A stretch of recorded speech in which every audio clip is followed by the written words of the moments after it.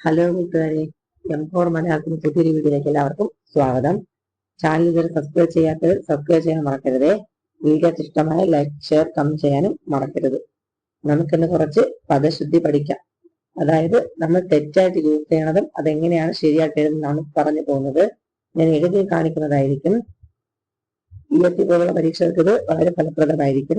ചോദ്യം ഇങ്ങനെയായിരിക്കും ഉണ്ടാവുക: താഴെ തന്നിരിക്കുന്നതിൽ ശരിയായ പദം ഏത് എന്നായിരിക്കും ക്വസ്റ്റ്യൻ. 4 ഓപ്ഷൻസ് കാണും.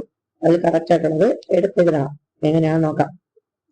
ഫസ്റ്റ് വാക്ക് ഹ്രസ്വം, അടുത്ത് സ്രഷ്ടാവ്, അവലംബം, ഉത്കണ്ഠ. തെറ്റ് ശരി എന്ന രീതിയിലാണ് പറഞ്ഞു പോകുന്നത്.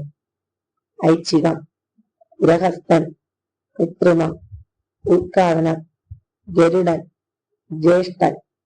നമ്മൾ പറയുമ്പം അങ്ങ് പറഞ്ഞു പോകും, പക്ഷെ എഴുതുമ്പോൾ മിസ്റ്റേക്കുകൾ വരും. അതുകൊണ്ട് എല്ലാവരും ഇത് പഠിക്കണേ.